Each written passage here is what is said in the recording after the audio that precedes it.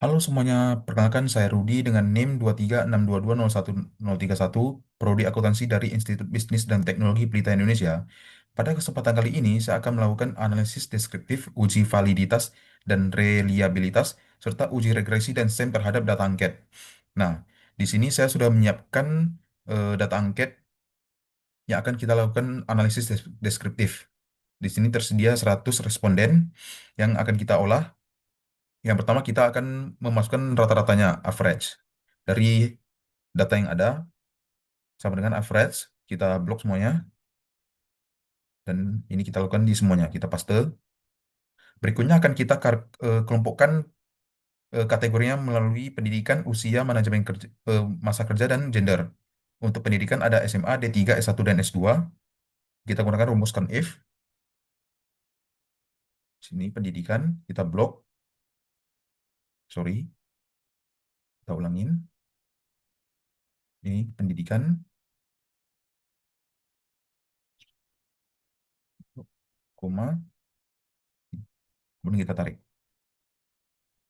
Berikutnya untuk usia ada gen Z, gen Y, dan gen X. If juga, usia, koma. Ini jangan lupa diblok, dikunci ya datanya. Bentar. Kemudian kita tarik. Berikutnya untuk masa kerja, count if, dikunci juga sama dengan enter. Kemudian gender, ada laki-laki dan perempuan, count if, dikunci, koma, enter. Nah, berikutnya yang akan kita cari adalah distribusi frekuensinya. Yang kita perlukan hanyalah pernyataannya. Y, Y dengan Y ataupun X dengan 3 angka itu adalah pernyataan, sedangkan yang 2 angka ini adalah indikator dan itu tidak kita perlukan. Nah, yang kita perlukan hanyalah yang 3 angka dengan rumus sama dengan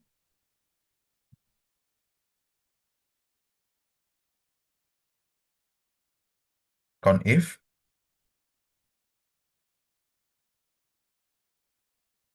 kita blok semuanya range-nya, kita kunci, kuncinya di bagian belakang dari hurufnya ya, koma, dan kunci juga tapi di bagian depan,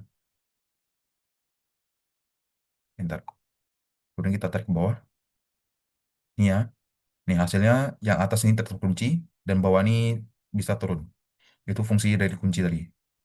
Kemudian kita tarik ke samping, tes, nih, ini perpindahan dan ini tetap di satu. Itu fungsi dari yang kita lakukan tadi, kuncinya. If, kemudian kita tarik, tarik sampai habis, sampai ke ujung.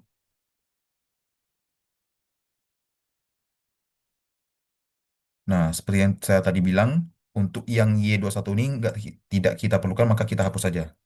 Kita blok semuanya yang di Y2, yang indikatornya, karena tidak kita perlukan. Kita hapus semuanya. Yang ini juga, kita kasih delete.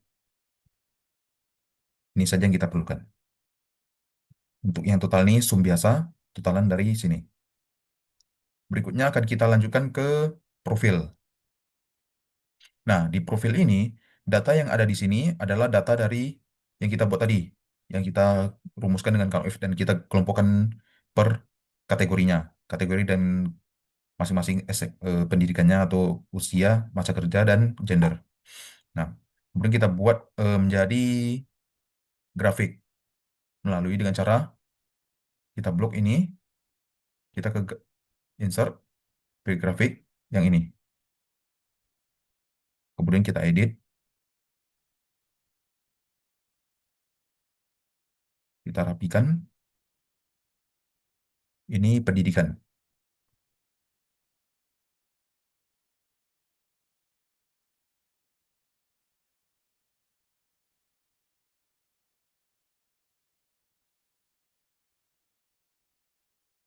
Sorry.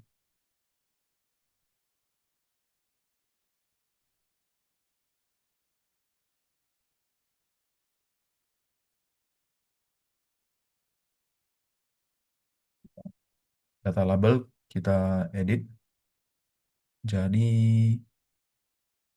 basic fit. Untuk elemennya subtitle apa legend kita letak di atas, kita rapikan di warna hitam. Ini juga kan kita kasih bold. Yang ini kita ubah jadi putih karena terlalu gelap warnanya, biar nampak. Yang ini juga. Kemudian kita ubah jadi persen dan tidak menggunakan value biasa. Jadi kita lebih gampang untuk membacanya.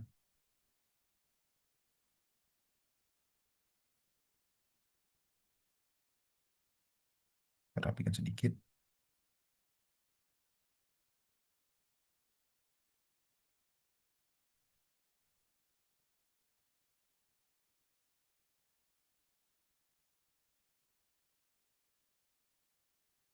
Nah, sudah jadi ya. Jadi untuk profil responden berdasarkan pendidikan adalah berikut ini. Ini adalah bentuk dari grafiknya. Untuk yang selain pendidikan ada juga generasi sudah saya buat sebelumnya dan masa kerja serta gender. Nah, berikutnya akan kita lanjut ke persepsi. Nah, untuk persepsi ini kita akan melihat pernyataan mana saja dan indikator mana saja hasilnya. Apakah sudah sangat baik, sangat tidak tidak baik, tidak baik, kurang baik, baik, sangat baik, maupun yang sangat rendah, rendah, cukup tinggi, tinggi, dan sangat tinggi sesuai dengan kriterianya menggunakan interval yang ada yang tersedia di sini ya. Dengan data dari sini kita dapatkan di bagian data yang kita buat tadi, distribusi frekuensi. Kita klik, kemudian ke persepsi, kita klik kanan, paste spesial, value, transpose. Nah, sedangkan untuk rata-ratanya, kita dapatkan dari bagian atas ini. Nah, kita copy juga persepsi, rata-rata, dengan cara yang sama, paste, value, transpose.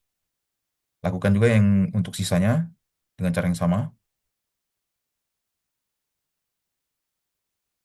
Ini tiga.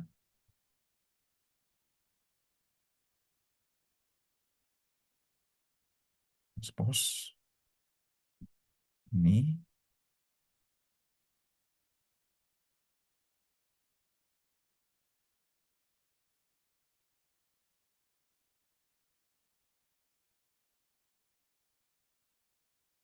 Dan ini transpose juga. Nah, kemudian untuk rata-ratanya Y221 sampai Y223.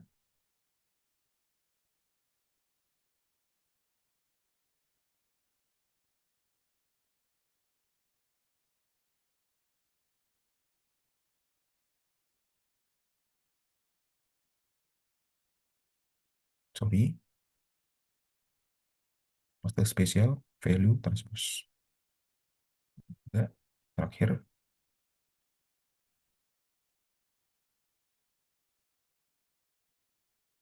Nah, master spesial, value, transpose. Untuk yang sisanya dilakukan dengan hal yang cara yang sama juga. Di sini sudah saya siapkan sebelumnya agar tidak memakan waktu. Nah, untuk persepsi ini kita gunakan untuk melihat rata-ratanya eh, dari indikator yang ada, pernyataan yang ada. Nah, misal untuk yang kita baca, kita cara bacanya dari yang terakhir dulu, yang rata rata-rata variabel kinerja karyawan, di mana ini adalah 3,069 yang berada di kriteria cukup tinggi, dependen cukup tinggi. Nah, setelah dari sini kita lihat mana saja yang sesuai dengan rata-ratanya. Untuk rata-rata indikator inisiatif hampir dekat, disiplin berdekatan dengan rata-rata kinerja karyawan. Nah, di sini terlihat semuanya hampir berdekatan. Nah, setelah dari sini kita melihat pernyataannya satu-satu. Mana yang paling berpengaruh? Misal, untuk yang indikator efektif dan efisien, rata-ratanya adalah 3,67. Nah, di sini ada kita cari yang menjauhi dari 3,67, yang lebih rendah atau lebih tinggi. Kalau lebih rendah, misal dalam melaksanakan indikator Y211, pernyataannya Y211, dalam melaksanakan tugas jarang melakukan kesalahan. Nah, di sini yang paling rendah adalah dia adalah paling rendah dengan skor dengan hasil rata-rata 3,020. Nah, ini akan kita cari tahu kenapa. Selanjutnya bisa kita lanjutkan dengan melakukan analisis lebih lanjut melalui cara yang kedua, yaitu pembagian masing-masing kategori. Kita lakukan dengan cara dari data ini, data yang semua ini kita copy, ke sheet baru. Nah, di sini sudah saya sediakan. Nah, dari sheet ini kita akan blok semuanya dari ujung ke ujung dan kita pilih data short, kita pilih didik kedua. Ini satu, ini didik kedua. Self value, smallest to largest, kita klik OK. Nah, dari sini kita buka kolom 3 dengan fungsi untuk meletakkan rata-rata, memasukkan apa barisan rata-rata dari kategori skor satu, skor 2 dan berikutnya. Di sini ada juga jika dia hanya sendiri, seperti yang bisa lihat dari baris nomor 7 ini, nah berarti kita tidak perlu memasukkan baris rata-rata baru. Tinggal langsung gunakan saja datanya. Insert satu baris saja, ini kita warnakan kuning untuk biar kita tahu. Berikutnya yang di sini juga. Nah, kemudian kita masukkan barisan ini rata-rata ke sini dan kita ubah rumusnya menggunakan average juga. Average yang atas ini, enter, kita tarik ke samping. Hal yang sama kita lakukan juga ke baris-baris berikutnya yang sudah kita buka kolom tadi. Copy, paste di sini, sama dengan average,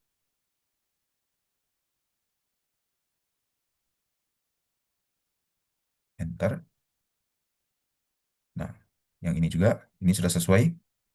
Nah, berikutnya, eh, kita lakukan hal yang sama untuk kategori usia, masa kerja, dan gender. Di sini sudah saya siapkan semuanya agar tidak memakan waktu.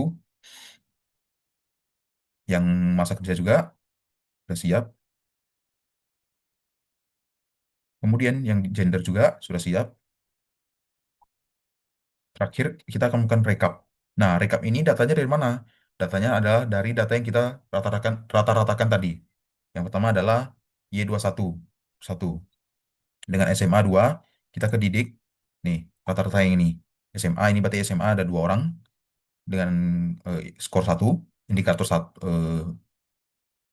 kategori 1 lah ya. Sama dengan, kemudian yang ini juga ke Didik. Ya ini tadi, kita tidak menggunakan rata-rata karena ini cuma satu baris. Kita enter. Kemudian yang S1 rata-ratanya, berikutnya yang terakhir tuh. Kemudian untuk angka di sini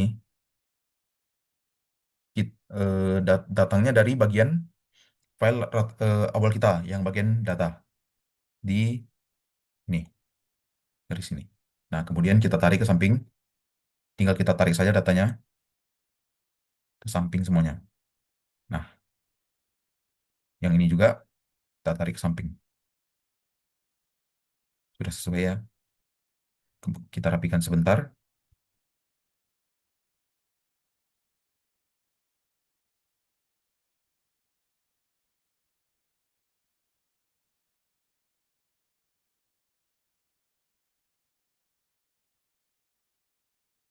Hal yang sama dilakukan juga untuk barisan generasi, masa kerja, dan gender. Karena di sini sudah saya siapkan sebelumnya, eh, tidak perlu kita buat lagi karena agar tidak makan waktu lebih banyak. Nah, untuk cara baca data ini hampir sama dengan cara kita baca persepsi tadi, di mana kita mulai dari yang variabelnya Y2. Nah, dari sini kita lihat dengan rata-rata 3,07 dan eh, per kategori, per kelompok ada, kita lihat yang mana paling menjauhi dari 3,07. Di sini ada, kita lihat semakin tinggi pendidikan, semakin tinggi juga efektif apa kinerja karyawannya. Apakah itu betul atau enggak kita cek dari sini. Dari variabel ke indikator baru ke pernyataan. Nah, misal di indikator yang ini, variabel yang ini 3,76. Kita lihat di indikator tidak sesuai untuk Y21, yang Y22 juga tidak, tapi yang Y23 juga tidak, tapi untuk yang Y24 hampir sesuai dengan yang muncul. Nah, ini nanti kita cari tahu apa alasannya. Bisa langsung juga lompat ke pernyataan. Hal yang sama kita lakukan untuk eh, barisan yang lain untuk mencari tahu pernyataan mana yang mengalami masalah.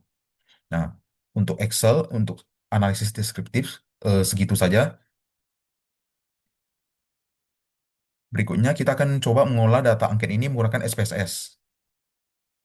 Nah, pertama-tama kita akan copy data Excel dari Y211 sampai habis. Dan akan kita paste ke SPSS. Kita blok semuanya sampai habis ya, dari ujung ke ujung.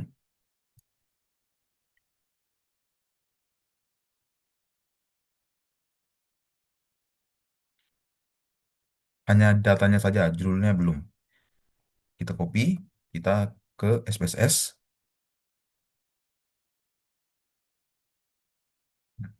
kita paste datanya di sini. Paste.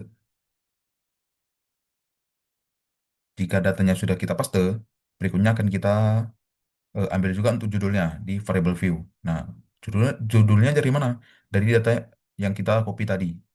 Kita kembali ke yang tadi, ke atasnya, kita copy semuanya, kita buka sheet baru, dan kita paste spesial value transpose. Nih, semuanya kita copy, kita kembali ke SPSS, kita paste di sini. Sekarang judulnya sudah berubah. Setelah judulnya sudah kita perbaiki, selanjutnya kita akan coba melakukan uji validitas dan reliabilitas angket. Kita klik Analyze, Scale, Reliability Analysis. Kita pilih yang pernyataan saja, yang indikator tidak dan variabel tidak. Nah, yang tiga angka. Karena ini karena tiga angka ini menunjukkan bahwa itu adalah pernyataan, sedangkan yang dua angka tidak kita uji karena itu adalah indikator. Kita klik, kita pilih ya, Y2, Y2 kita pilih semuanya, Y2. Kemudian kita hilangkan yang bukan pernyataan. Kita pindahkan ke samping. Kita klik statistik, checklist item, scale, scale if item deleted. Kemudian kita klik continue. Oke. Kemudian kita klik analyze lagi, reliability analysis. Kita keluarkan semuanya. Kita masukkan yang Y1. Kita blok dulu semuanya, Y1. Kemudian kita hilangkan yang bukan pernyataan. Kita pindahkan. Kita klik OK. Lanjut ke analyze. Sekali lagi, reliability lagi. Kita lakukan untuk X1 dan X2 juga. Yang X1, blok semuanya. Hilangkan yang tidak kita perlukan. Dan kita pindahkan. Klik OK. Lanjut ke analyze lagi. Terakhir untuk X2. Kita keluarkan dulu semuanya. Yang X2. Kita pindahkan. Dan klik OK. Nah,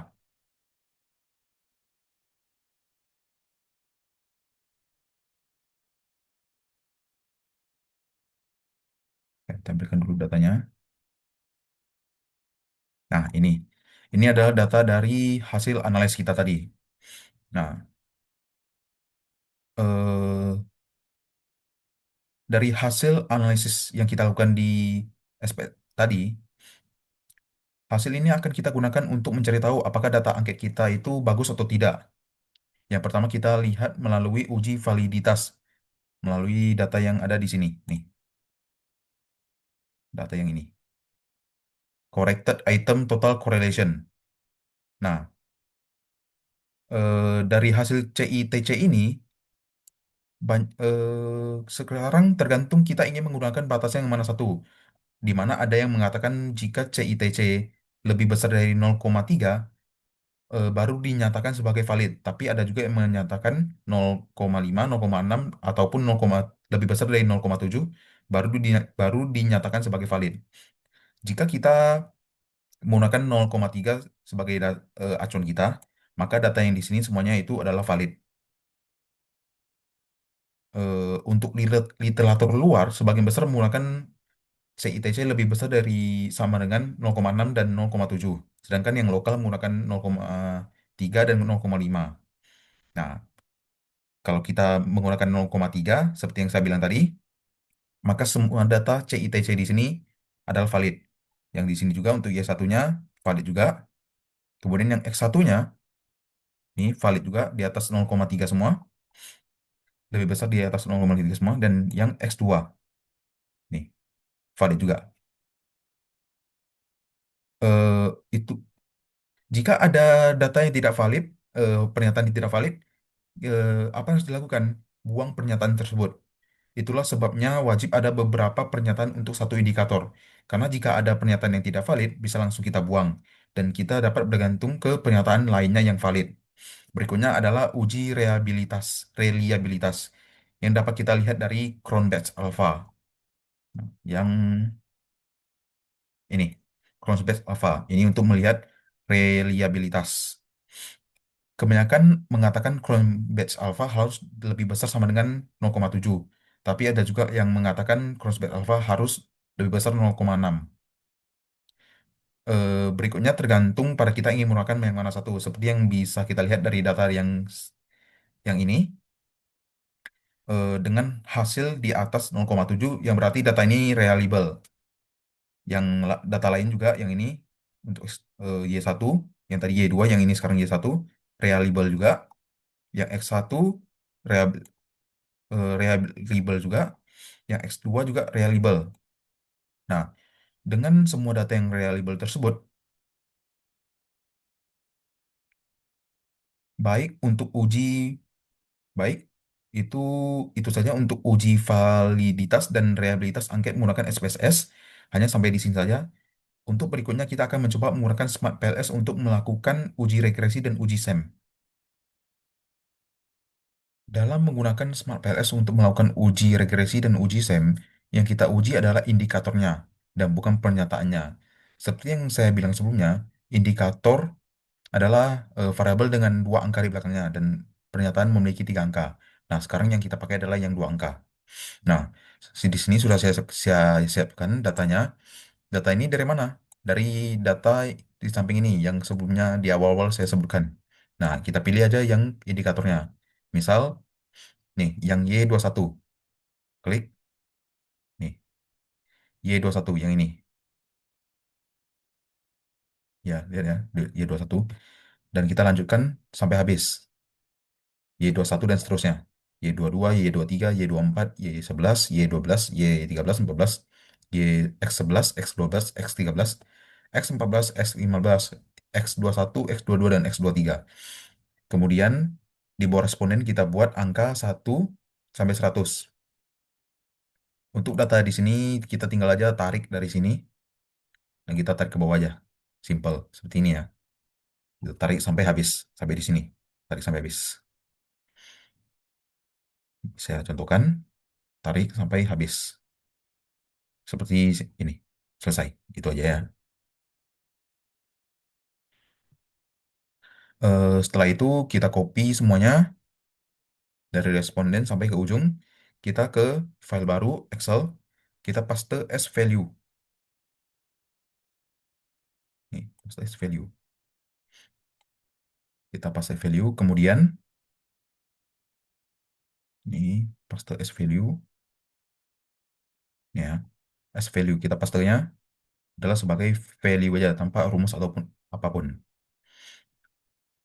Setelah itu kita save, formatnya adalah CSV, delimited. Kita save. Ini kita pilih CSV, delimited. Untuk namanya apa apa aja bebas. Saya dibuat di sini data angket satu. Kita save. Nah, setelah kita save, data itu akan kita gunakan untuk Smart PLS kita nantinya. Sekarang kita buka Smart PLS kita,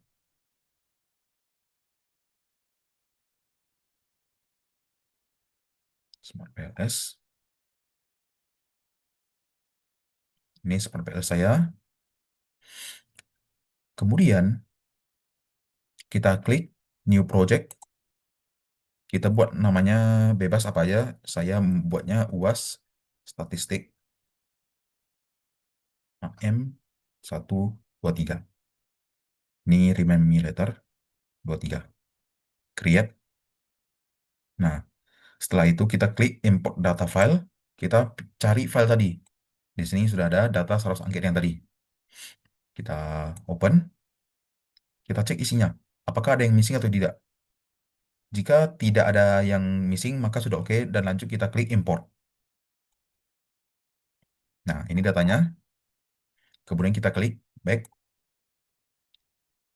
Lanjut kita klik create model. Pilih PLS SEM. Untuk namanya kita buat regresi angket. Regresi angket. Yang kita buat adalah regresi duluan ya. Oke, save. Nah, sekarang di depan kita sudah muncul seperti kanvas gitu. Selanjutnya kita pilih latent variable. Kita klik di sini. Kita klik di manapun di kanvasnya. Kita buat X1. Kemudian kita tarik data-data X1 ke latent variable-nya. X1 11, X12, X13, X14, dan X15. Kita buat juga X2-nya. X2. Ntar kita tarik yang X2, X21, X22, X23. Kemudian lanjut yang Y2. Kita klik Y2. Ntar kita tarik data Y2, Y21, Y22, Y23, dan Y24. Kemudian kita rapikan sedikit datanya. Yang ini kita pilih select, samping sedikit, rapikan. Klik kanan, pilih align indicator to the left. Yang ini juga klik kanan, ke left. Yang ini kita rapikan sedikit di sini sesuai. Selanjutnya kita pilih connect, dan kita tarik dari X1 ke X2, Y2, dan X2 ke Y2. Selanjutnya kita coba uji kalkulasi. Klik calculation, calculate PLS SEM algorithm. Ini PLS SEM algorithm. Kemudian PLS setup, head, standardize, revolve, kita start calculation. Nah, sudah muncul hasilnya. Kemudian kita pilih open full report. Dari hasil yang kita buat tadi akan kita jelaskan satu persatu. Yang pertama ada di outer loadingnya, bagian list. Nah,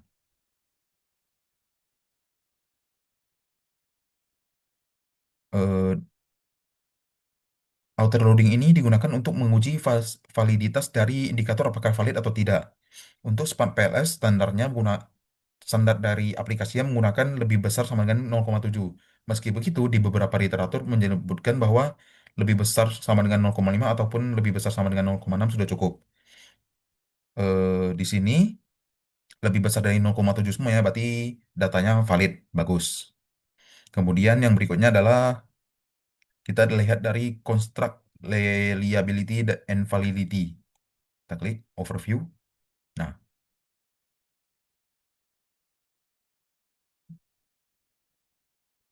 untuk Cronspet alfanya ada yang mengatakan harus lebih besar sama dengan 0,7. Ada juga yang mengatakan lebih besar 0,6. Tergantung kita pilih yang mana. Di sini lebih besar dari 0,7 semua ya, berarti udah bagus. Untuk RHOA, RHOC-nya ada yang sebagian mengatakan harus lebih besar sama dengan 0,7. Di sini seperti yang kita lihat sudah oke, lebih besar dari 0,7. Dan yang average variance extracted AVE, orang eh, mengatakan harus lebih besar dari 0, lebih besar sama dengan 0,5. Di sini sesuai juga, sudah bagus.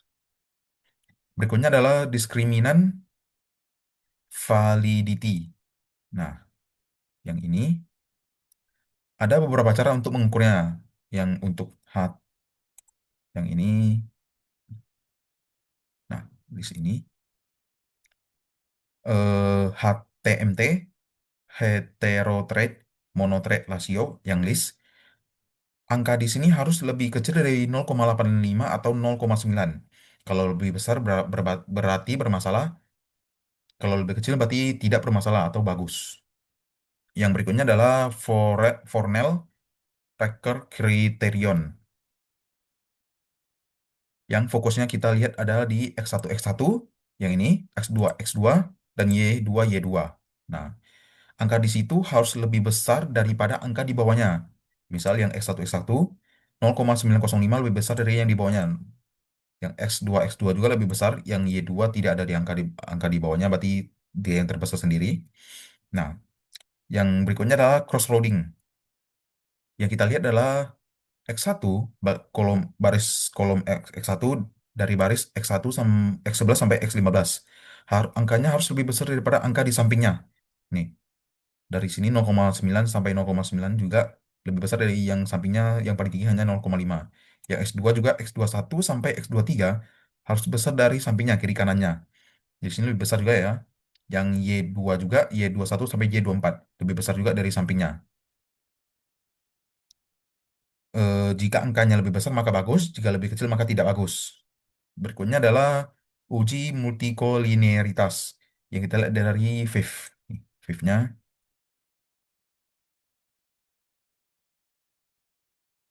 FIF ini untuk membandingkan yang bagian outer model ya, yang list, untuk membandingkan dengan indikator. Dan untuk menguji multikolinearitas, angkanya harus berada di bawah 10 semua. Jika lebih kecil dari 10 maka bisa dikatakan tidak ada multikolinearitas. Walaupun di sini ada satu yang hampir mendekati ya. Hampir mendekati yang ke-8, tapi masih aman dia bawah 10. Berikutnya yang inner model juga harus berada di bawah 10. Jika berada di bawah 10 maka bisa dikatakan bagus. Di sini terlihat bahwa bagus di bawah 10. Berikutnya kita lihat dari R square. Nah, untuk R square ini, eh, jika variabel X-nya antara satu atau 2, maka yang digunakan adalah R square yang biasa. Sedangkan jika lebih dari 2, maka yang digunakan adalah R square adjusted. Karena X kita cuma 2, maka yang kita gunakan adalah angka dari R square. Yang artinya, angka di sini mengartikan bahwa variabel X dan X2, X1 dan X2 secara bersama-sama berpengaruh terhadap variabel Y2 sebesar 0,547 atau sekitar 54,7%.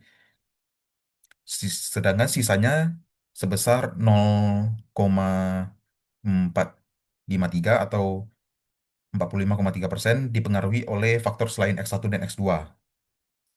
Berikutnya yang F square,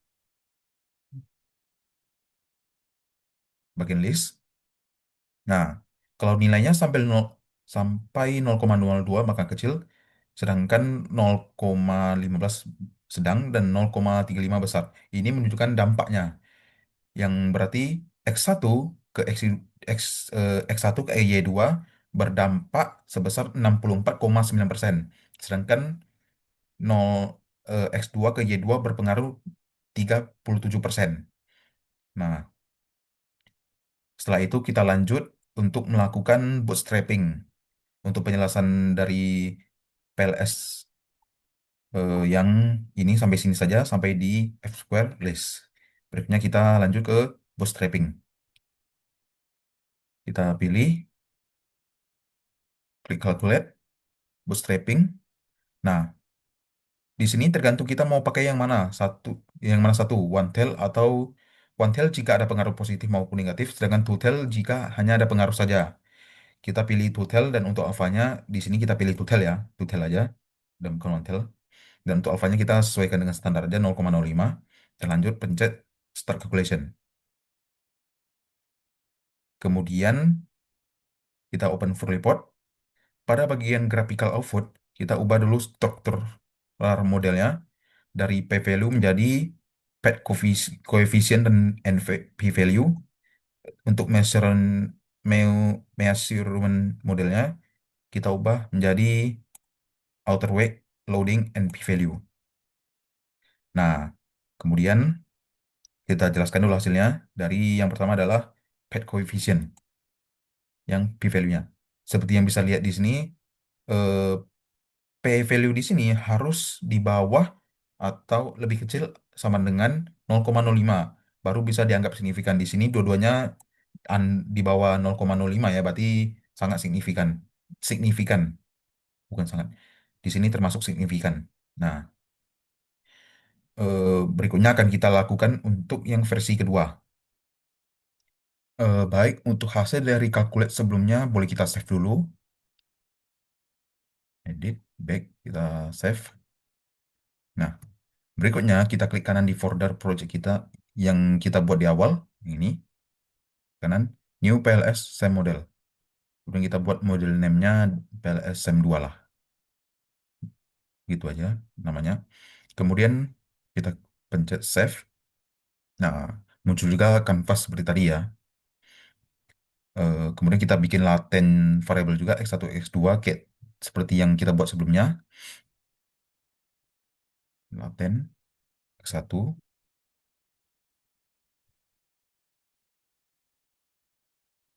x2.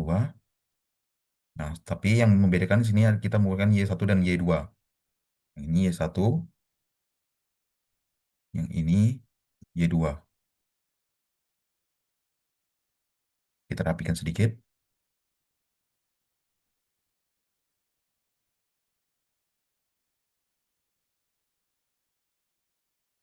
Nah, kita masukin semua variabelnya, indikatornya. Dari X1 dulu, masukkan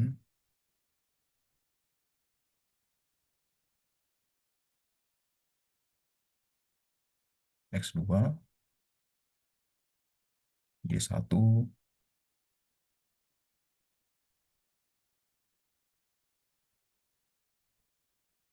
dan juga Y2.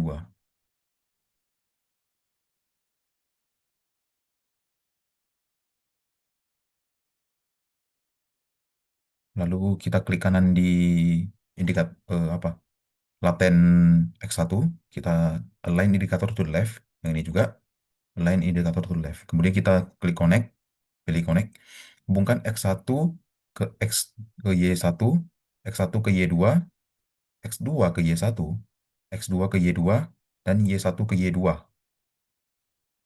Kemudian kita klik calculate, PLS, same algorithm, pad standardized default kita start calculation. Nah, kemudian kita open for report. Yang pertama yang akan kita jelaskan dari yang di sini adalah outer loading yang list.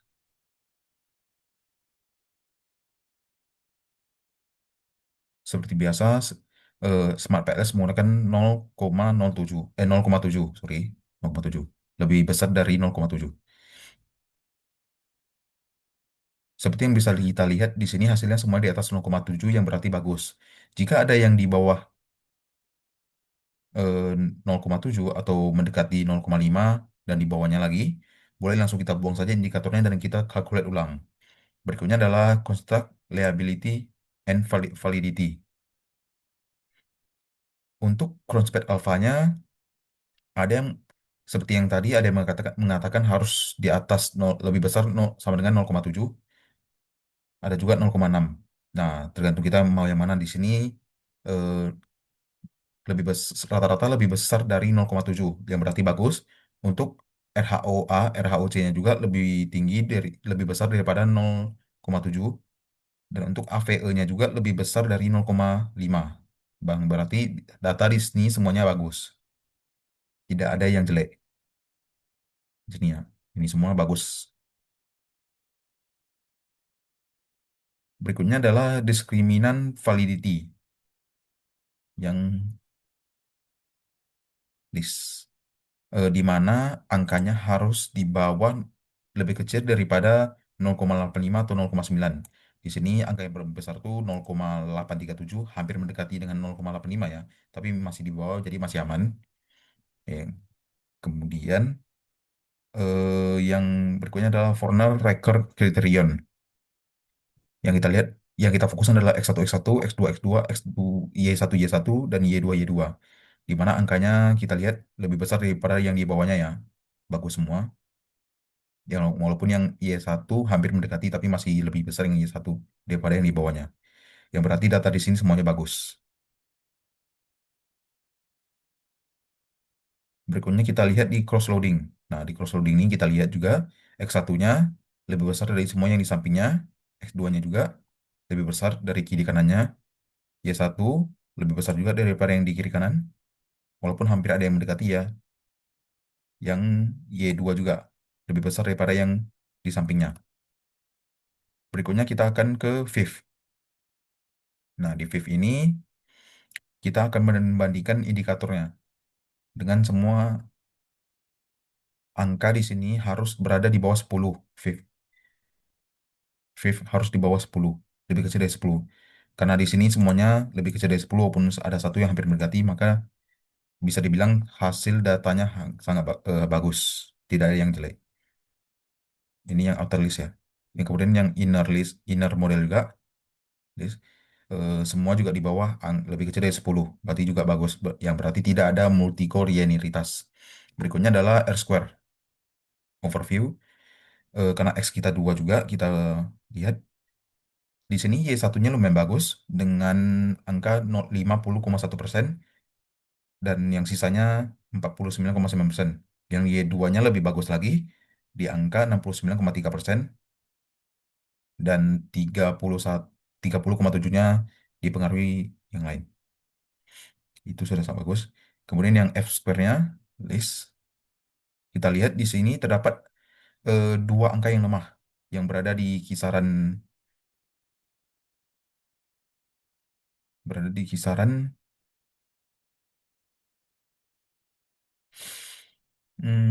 sedang ya, sedang, dan satu lagi ya, ini dampaknya bisa dianggap kecil, tidak seperti yang tiga lain. Yang ini tiga ini bagus, besar dampaknya, yang dua ini dampaknya kecil. Setelah itu kita lanjut ke bootstrapping.